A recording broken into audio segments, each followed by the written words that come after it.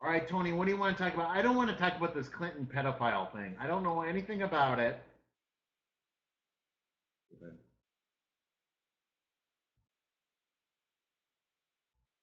I believe you should question everything.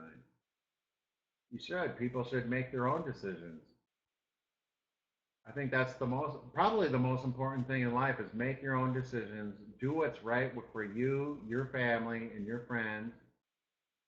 I don't believe people have friends. I think people secretly hate each other.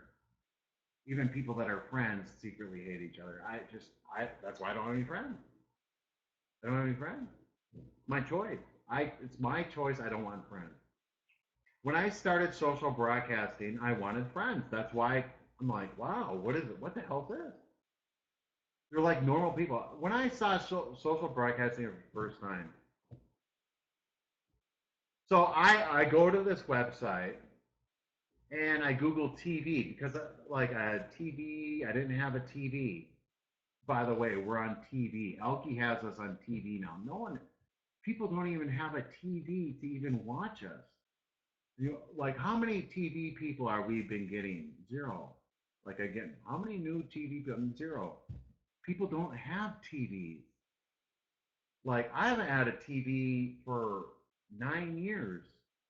Well, more than that. I haven't had a TV more than that. Possibly 15 years. I haven't had a TV in 15 years. And then Elkie wants us to go on TV. The whole thing is go on TV. Come on, I mean, and then no one watches these miscellaneous cable channels or dish channels or other avenue channels. I mean, there's literally 100,000 channels. I mean, there's 100,000 TV channels, and most of these channels are radio channels with no video, and you have zero viewers. I mean, like, come on. I haven't had a TV in 15 years, and Elkie's the whole push is putting us on TV. Come on. Your selling point is you got to take the internet. The internet's the future, and not only the internet. You want to integrate new ideas into the integrate. You want to integrate new ideas into the internet, so you're a little bit above the competition of the internet. But he's not doing it. He's going completely. He's going over here. He's competing with PBS. Elkie's competing with PBS and Simpson reruns. Come on. Fact.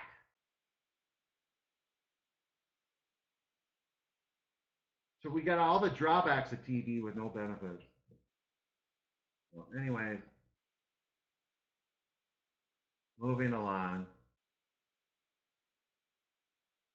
What the hell is going on with Elkie's wife? Should we talk about that or not? I don't know if I should bring it up. I mean, should I bring it up? I mean, I don't know. I'm thinking about I should talk about it because I saw a video of Elkie saying he loves his wife and she can do what she wants. I don't want to be selfish. Let her do what she wants. So I knew this before they got married.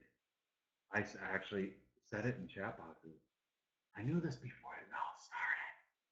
Just between me and you, I knew this before it all started. I saw Elkie, I saw Jen, I saw how they interacted, and Elkie's got money and she's a dancer or whatever the hell. And then they go to Hollywood. I'm like, oh wow, she's got stars in her eyes. And Elkie's like, hey, I'm just hanging out. Elkie's just hanging out. Elkie's just trying to have fun and hang out. I mean, Elkie wants to be a media mogul. We know that. But besides that, he wants to have fun and he's trying to entertain and stuff like that. That's side. Elkie wants to be a media mogul and stuff like that. We know that. But on the other side, he wants to have fun. He wants to take media to the next level too. He doesn't get credit for that. But Jen is all she cared about money was the whole time is all she cared about was money. It's because that's how he attracted her with money. Oh man, I said this 100 times. I say this commonly.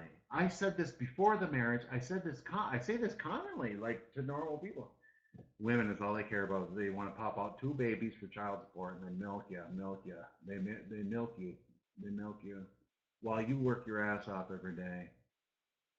And they sit on their ass and get their fingernails done. Yeah, I said this for a long time. And then it turns out she popped out two kids and filed for divorce. I'm always right. I'm pretty close. Turns out I was right on this one. I mean, I think other people were too. But then we saw the Twitter selfie of the girl, of her friend, immediately. When I saw Elke's watching, I have no problem saying this. Elke has no problem with me saying this. He agrees with me. There's a thing. There's a thing called gaydar. I don't have gaydar. Well, like a lot of people have gaydar. You can tell when a guy's gay, if someone's gay or something. But I'll give you the number one indicator when someone's gay. I'll tell you. The number one indicator when someone's gay is their eyes. The fact. You look at their eyes when they're like this, and they're like this, like when the eyeballs are like this, then you know they're gay. You just know they're gay. Like here's a gay guy. Like when their eyes pop out, when you see someone and their eyes pop out, they're gay. Fact, it's true. I learned this. I pay attention to subtle clues, subtle details. And when you see someone like this, that means they're gay. And I saw the girl. You see, here's a gay man. Like here, watch, just here. Here's me. But when I pop my eyes out, that means you're gay. Watch. That means you're gay immediately, right? Do you get it? Do you get it? Watch. Here's me normally. That means you're gay. Do you get it? Do you get it? See, I'm really smart. I know this stuff. And I looked at the Twitter selfie with Jen. And now listen, Jen is looking down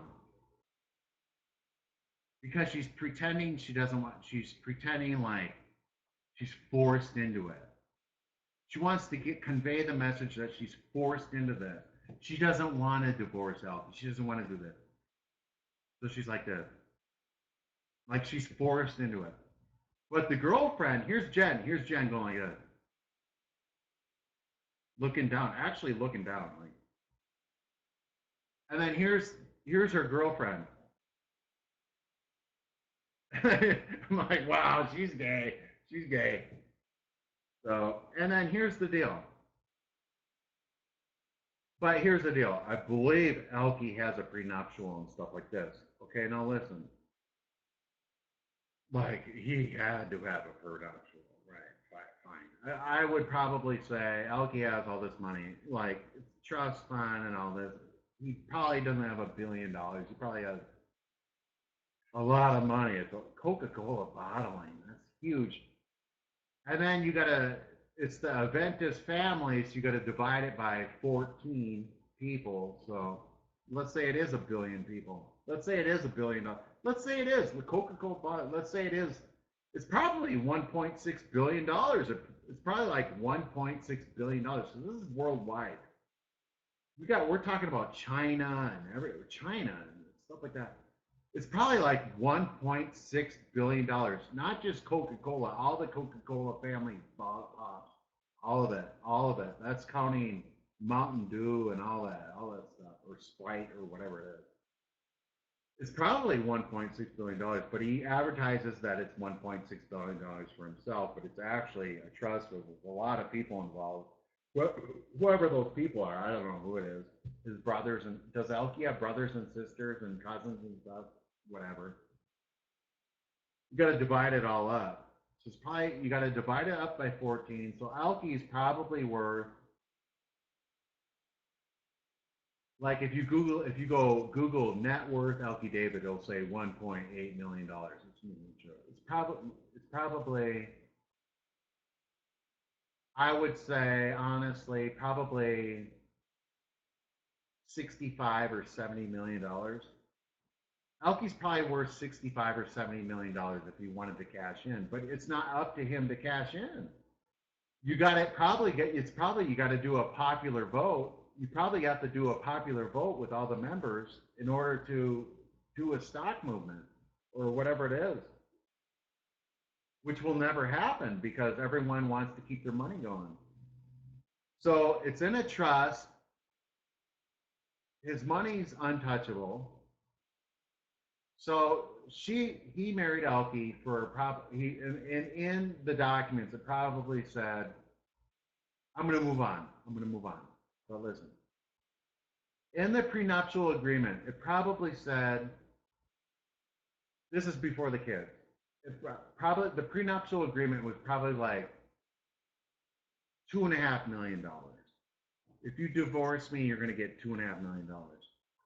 I'm going to move on from that, and I'm going to start with the $2.5 million. So she thinks she's going to score a lot of money, and she's not, because you can't touch the trust. You can't touch the trust. Elkie can't even do it himself. Elkie can't get money out of the trust if he wanted to. He can't get out. Like, I'm going to cash out for $80 million. You can't do that. He can't do it. He can't do it himself. How in the hell is she going to do it? Joke. So she thinks she's going to get, she thinks she's going to get $700 million. So she isn't. Yay, honey. And you made a mistake. Jen made a mistake by not sticking with Elkie. Listen, I don't care how crappy your marriage is or whatever, or how big your dreams are. I don't care. She made a mistake. She made a mistake. And I'm being objective here. Her prenuptial is probably $2.1 million or whatever it is, and then plus child support.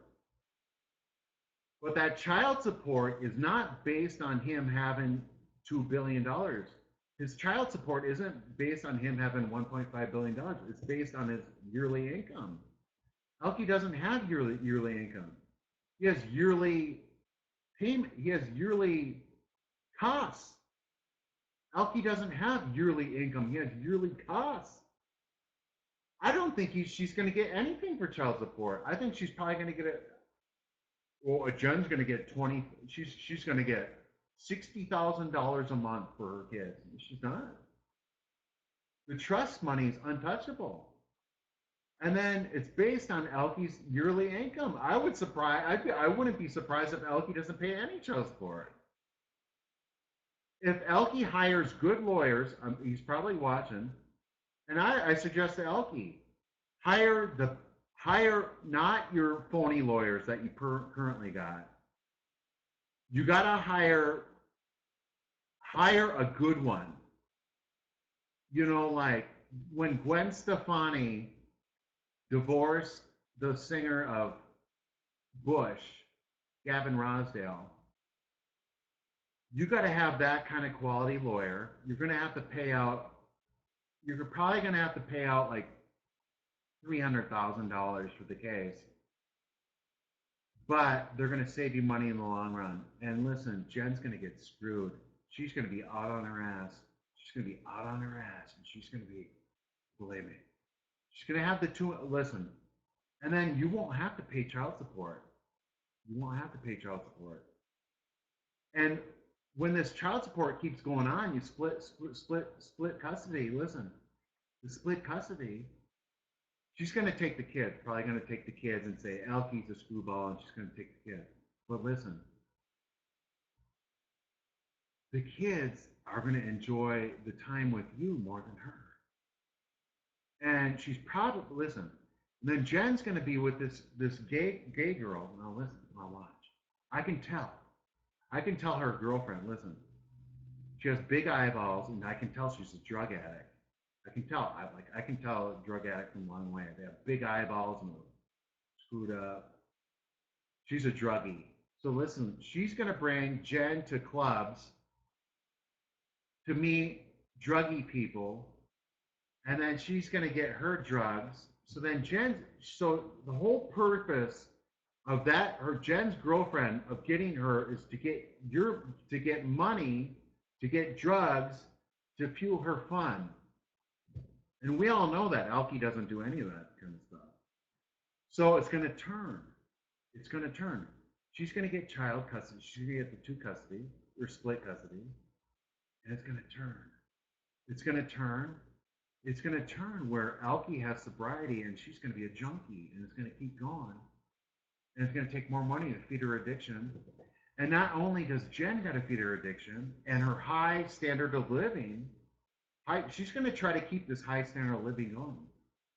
And it's not going to work. The bills are going to pile up. The bills are going to $2 million in Los Angeles, or even if it's in New York. Let's say she flees to New York City. New York City is probably worse than Los Angeles. So she's going to keep it going. She's going to keep it going. Jen is going to run out of money, and she's going to be out on her ass, I predict, in 6 years, because she isn't going to get the money that she thinks she's going to get. And this new lesbian, drug addict lesbian girl is going to feed her into the bad lifestyle, and she's going to run it out. And then on top of that, she's going to try to keep her high standard of living going. She's going to burn out of money so fast. Watch. I predict in 6 years, she's going to be out of money. Jen's going to be out of money in 6 years. Now watch. In 6 years, after you go, you're going to be divorced in 2.5 years. Court case is going to take 2.5 years. You wait another 3-4 years after that. Oh, she's going to start emailing you. She's going to start texting you and emailing you again after about a year or two. When the funds start running out, she's going to start liking you again. And then when she's completely broke and desperate, she's going to go, "Oh my God, Alki, I love you, baby." She's broke. She's out of money. She's going to start liking you again. Watch. Right? But don't fall for it.